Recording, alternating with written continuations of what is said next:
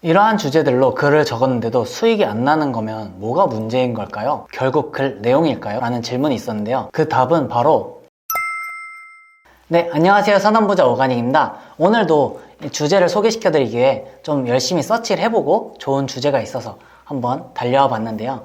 오늘 주제도 좀 황금 키워드 같은 주제라서 지금 좀 빨리 써두시면 수익을 얻으실 수 있을 것 같은 주제를 소개시켜 드리려고 합니다. 어떤 거냐? 저희가 이제 겨울에는 난방비 지원을 받았잖아요. 그러면은 겨울엔 어떤 걸 받을 수 있을까요?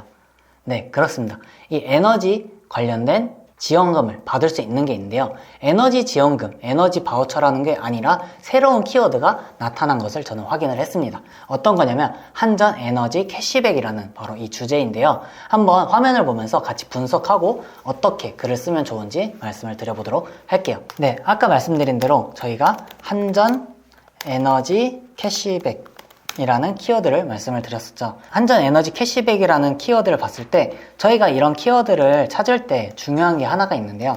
이 키워드에 대한 최초 등장일이라는 걸 한번 같이 보시는 것도 중요합니다.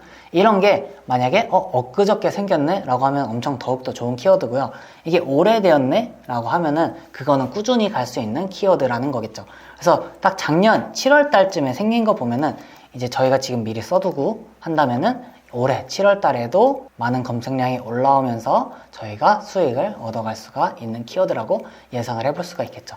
그래서 월 검색량을 보면은 저희가 한 달에 5,300번 정도 되고요. 월간 콘텐츠 발행량은 20개밖에 안 돼요.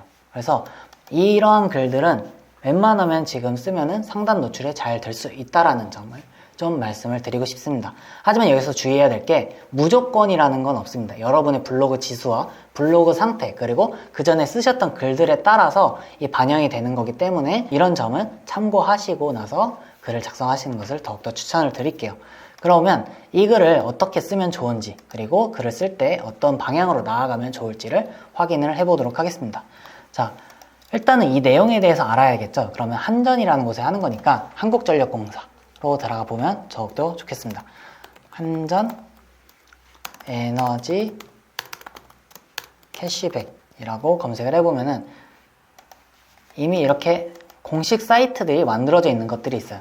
저희는 이런 사이트에 들어가서 확인을 해주시면 되고요. 에너지 캐시백이란 이제 평균 절감률을 위해서 뭐 주는 거다. 뭐 이렇게 보시고 캐시백 지급 대상은 지난해 썼던 것보다 조금 전기를 덜 썼다고 하면은 이제 주는 거고요. 여기 보면 조금 최소 절감률 뭐 이런 어려운 단어들이 있는데 이걸 저희는 아까처럼 좀 쉽게 풀어 써주는 거죠. 저번보다 조금 3% 정도 적게 쓴 사람들이 대상이 된다. 뭐 이런 식으로만 쉽게 풀어 써주는 겁니다. 그러면은 캐시백은 어느 정도 되는가 라고 하면은 이렇게 좀 와트 뭐 전기 용어가 써 있는 것들이 좀 어렵게 써져 있는데 냉장고 1시간 쓰는 거를 뭐 한 30분만 썼다. 이 정도 되면 전기량이 어느 정도 감소되니까 이 정도만 줄여 쓰셔도 캐시백을 지급을 받으실 수가 있습니다. 라는 식으로 글을 써주는 거죠. 제가 만약에 이거를 글을 쓴다고 하면은 이렇게 적을 것 같아요. 지금 생각난 건데 네, 에너지 캐시백 이잖아요. 그러면은 에너지 캐시백을 받으려고 하는 사람들은 어떤 걸 궁금해 할까요? 내가 얼마나 받을 수 있는지 그리고 내가 받을 수 있는 대상인지를 궁금해 할 수가 있겠죠. 그래서 글을 쓸 때 요점을 이런 식으로 잡는 겁니다. 에너지 캐시백 받을 수 있는 금액 조회라는 식이나 아니면은 금액 확인하기 캐시백 금액 확인하기 라는 식으로 제목을 함께 적어주는 것도 좋은 전략이 될 수가 있겠죠. 그리고 에너지 캐시백이니까 이거와 연관된 다른 키워드도 함께 넣어주는 겁니다. 에너지 캐시백이라는 걸 처음 들어보는 사람들은 뭐지? 라고 생각을 해볼 거예요. 그러면은 에너지 지원금 뭐 아니면 에너지 바우처 이런 식으로 연관된 키워드들도 같이 넣어주는 거예요. 자, 제목으로 예시를 들어볼까요? 에너지 캐시백 및 뭐 지원금 바우처라고 한다고 하면은 예전 영상에서 말씀드린 것처럼 형태소라는 이 문법으로 인해서 저희가 에너지 캐시백이라고 사람들이 검색했을 때도 저희 블로그가 뜨게 되고 에너지 지원금이라고 했을 때도 저희 블로그가 노출이 되게 되고 그 다음에 에너지 바우처라는 식으로 검색을 해도 저희 블로그에 들어올 수 있는 경로를 열어주게 되는 겁니다. 자, 그러면은 에너지 바우처 지원 대상 및 지급 기준 확인 하기라는 식으로 제목을 적어주면 좋겠죠.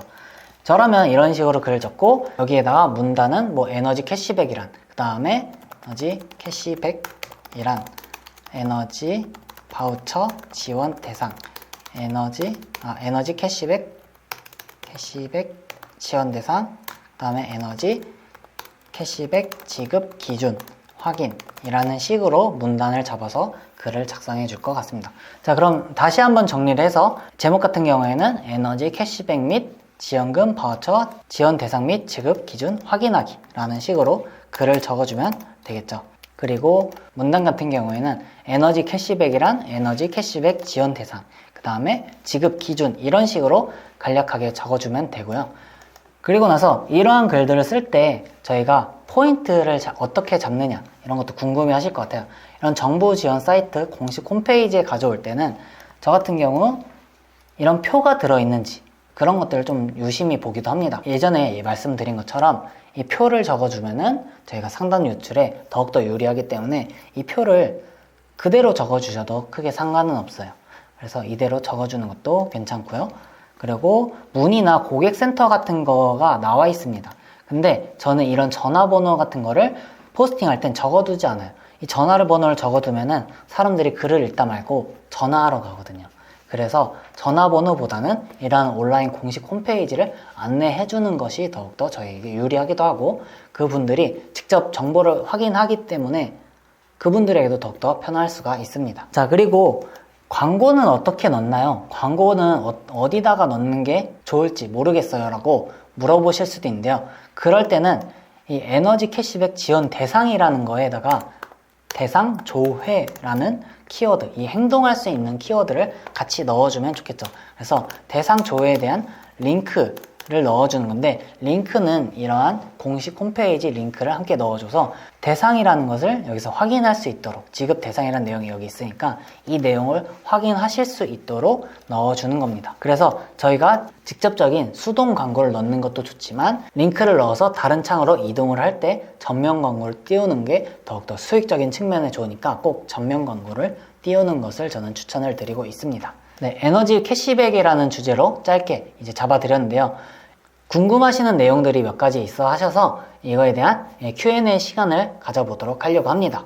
소개해주는 주제들로 글을 적었는데도 수익이 안 나는 거면 뭐가 문제인 걸까요? 결국 글 내용인 걸까요? 라고 질문을 주셨습니다.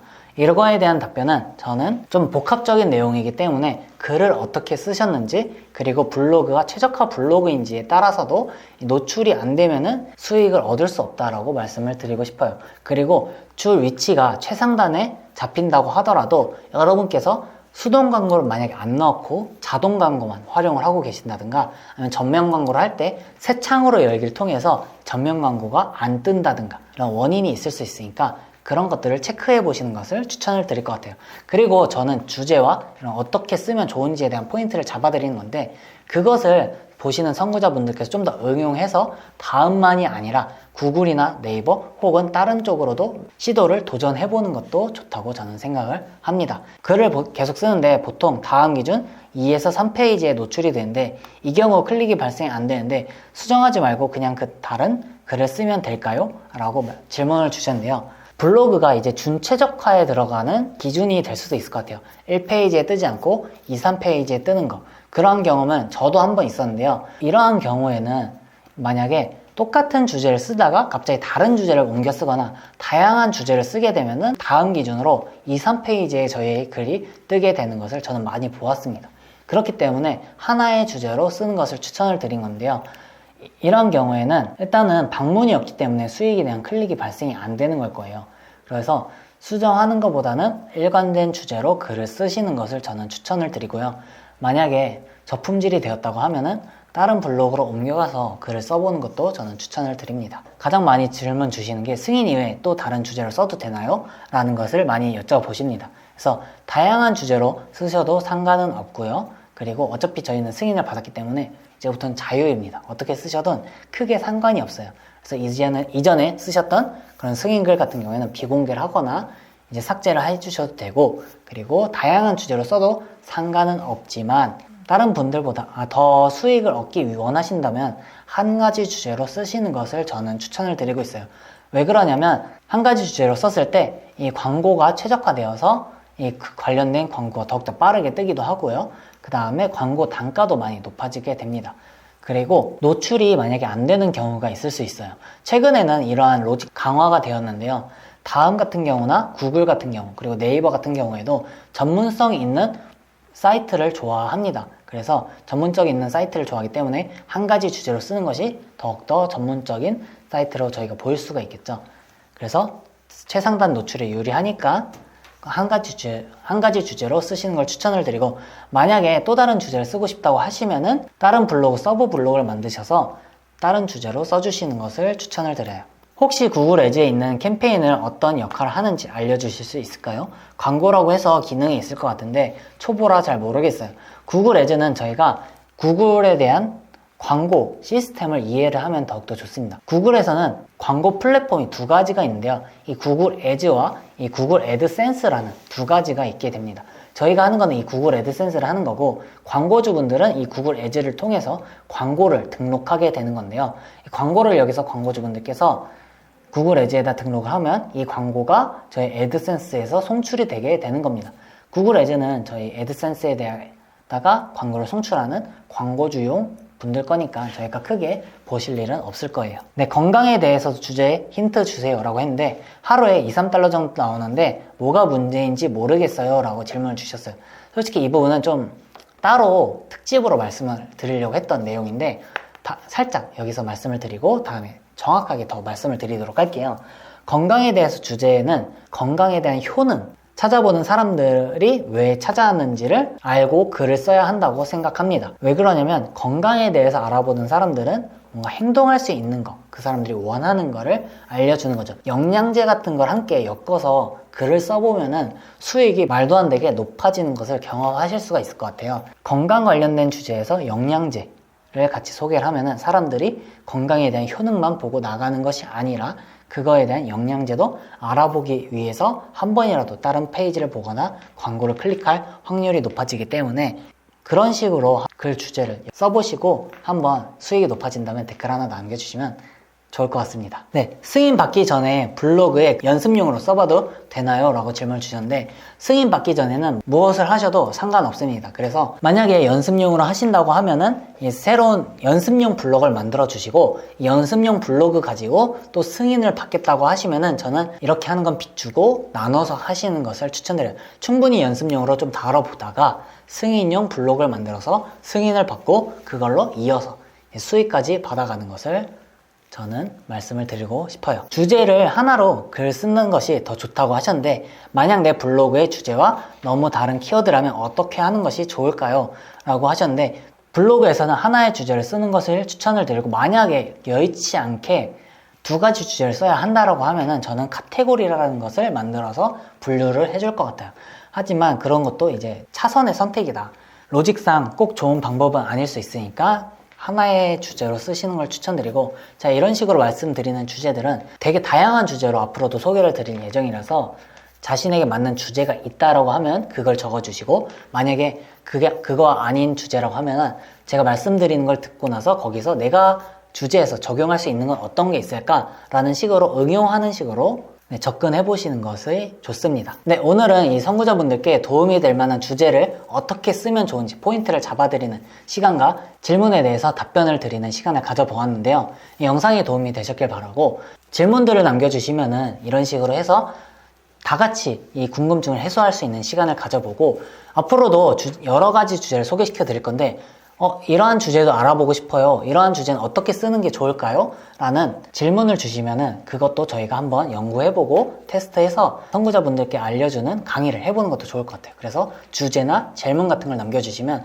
그 중에서 이런 거는 함께 알아보면 좋겠다라는 걸 뽑아서 말씀을 드려보도록 하겠습니다. 이 영상이 좋으셨다면 구독과 좋아요 그리고 선한 댓글까지 해서 모두 선한 부자 되세요. 감사합니다.